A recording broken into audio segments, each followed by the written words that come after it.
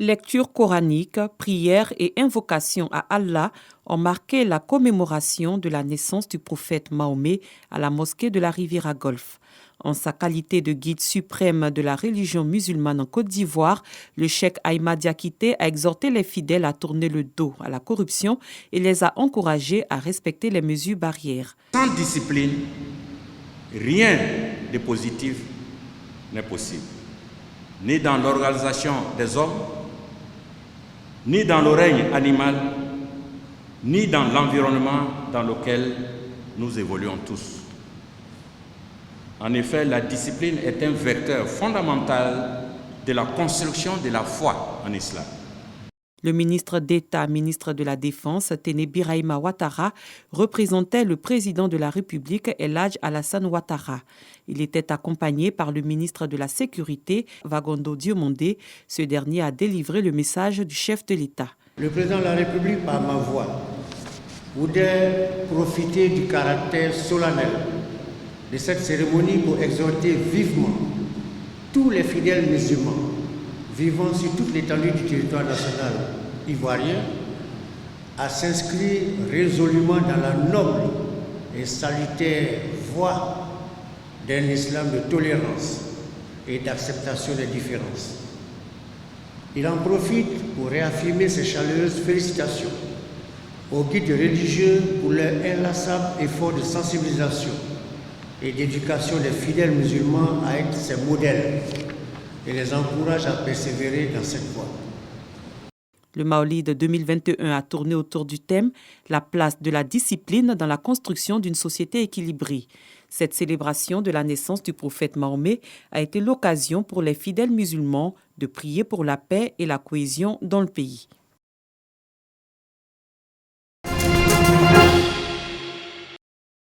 Kwasi Pakom, ivoirien âgé de 29 ans, est le violeur présumé de l'institutrice à Daridougou, localité située à 25 km de Sondégué. Il a été arrêté ce dimanche 17 octobre 2021 par la brigade de gendarmerie de Sondégué, appuyée par les éléments de documentation et de recherche de la gendarmerie nationale venue d'Abidjan. C'est sur la piste du téléphone de la victime qu'il a volé après avoir commis l'acte ignoble et avec lequel il serait entré en contact avec ses proches parents que la gendarmerie a pu tracer ses mouvements. Le violeur est un repris de justice libéré par la voie de la grâce présidentielle de août dernier. Nous sommes dans la commune d'Abobo, précisément au quartier PK18 dans un centre réservé pour le traitement des malades de troubles mentaux. Ces malades sont pour la plupart traités par Mamadi Camara. Le quadragénaire aurait ce don de soigner la maladie mentale communément appelée la folie. Dans ces différents pots se trouve un breuvage qu'il utilise pour la thérapie des pensionnaires. Je suis satisfait depuis en 2005. Moi, il me sentait mal à l'aise. Mais aujourd'hui, je remercie Dieu. Grâce à la médecine traditionnelle, ça me fait du bien. Il y a les sirops, il y a les comprimés, médicaments en racines, il y a poule, canari. Même si certains paraissent dociles suite au traitement, d'autres restent tout de même agressifs. Mais tout cela ne gêne guère Mamadi, qui diagnostique et soigne plusieurs formes de maladies mentales. Son talent, Mamadi l'exerce moyennant la modique somme de 200 000 francs CFA. Il y a 7 cas de cette maladie-là. Mais on appelle tout la folie. Ok, tout n'est pas la folie. Donc quand il y a les cas comme ça, une fois ils viennent, moi je connais. Donc je sais que ces derniers, on doit traiter comme ça. Cissé, la soixantaine révolue, a longtemps souffert de la maladie mentale. Sa guérison, il la doit en partie à Mamadi et son défunt père. Aujourd'hui, l'homme tente de se réinsérer dans la vie active avec la couture. Ma première fille, la mort était passée. C'était dans les années 78. Il est mis à l'école. Elle a fait 3 mois seulement. Voilà la mort qui est venue le prendre. La mort est venue prendre d'une manière, trahison. De 2003 maintenant, voilà brutal mort qui vient prendre l'enfant de mon frère. Je suis arrivé ici avec colère de la mort de mes enfants. Avant, je parle, quand c'est trop là, mais grâce à son papa et lui, et son petit frère aussi, voilà. Maintenant, je peux parler. Autre commune, autre traitement.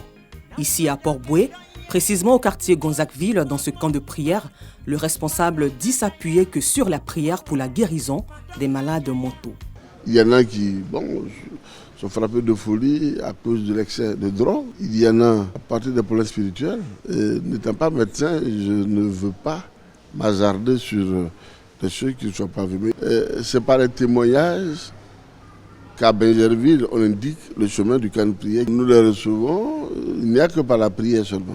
Quelqu'un qui ne dormait pas depuis 2, 3, 5 mois, qui rentre ici, en moins de 2 semaines, on réveille la personne. Je ne peux pas dire en 1 ou 2 jours, mais une chose est certaine.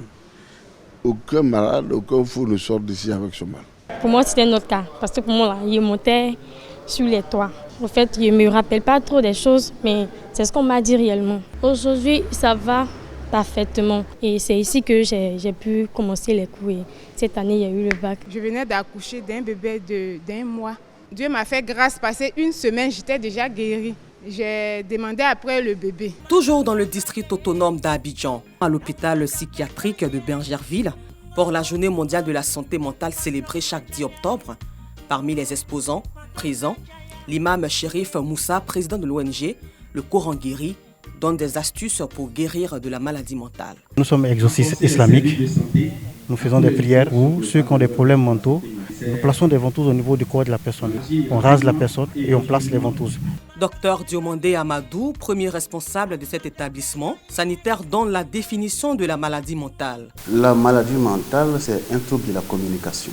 Il refuse de venir à l'hôpital, bien que les gens constatent que son comportement et son discours ont changé. C'est cela qu'on appelle les fous. C'est des états qu'on appelle états psychotiques. Que faire?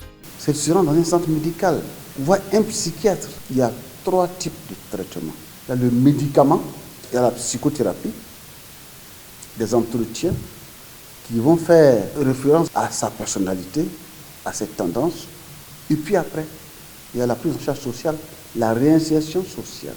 Il a aussi prodigué des conseils d'usage pour éviter les maladies mentales. Il faut être soi-même. Il faut avoir des activités distractives, avoir des activités sportives. Il faut éviter tout ce qui est drogue, tout ce qui est alcool. Il se réjouit de la franche collaboration de la médecine moderne et celle des tradipraticiens et des camps de prière. Je travaille avec les pasteurs, les évêques, les imams, les tradithérapeutes. La culture du patient compte beaucoup. Quand je suis avec un chrétien, ce n'est pas la même chose qu'avec un musulman par rapport à leurs croyances. Mais les médicaments sont les mêmes. Mais c'est le langage qui est adapté à la culture de celui qu'on soigne. On doit être complémentaires. Il n'a pas manqué de lancer un appel à la responsabilité des parents des malades de troubles mentaux. Quand c'est vraiment un cas social, ceux qu'on prend dans les rues, ils ne payent rien. Les médicaments sont gratuits. L'hospitalisation est gratuite. Mais quand c'est monsieur tout le monde, quand il vient, toute l'hospitalisation c'est 30 000. Mais les médicaments sont payés et adaptés à la bouche des parents. Selon l'OMS, l'Organisation mondiale de la santé, contrairement aux autres pathologies, les États allouent que 2% de leur budget pour la prise en charge des malades mentaux. Ce qui explique donc l'abandon des malades par certains parents. Quant aux plus courageux, ils affrontent la réalité, ils essaient tous les remèdes, la médecine moderne et traditionnelle, mais aussi le spirituel pour la guérison de leurs parents malades.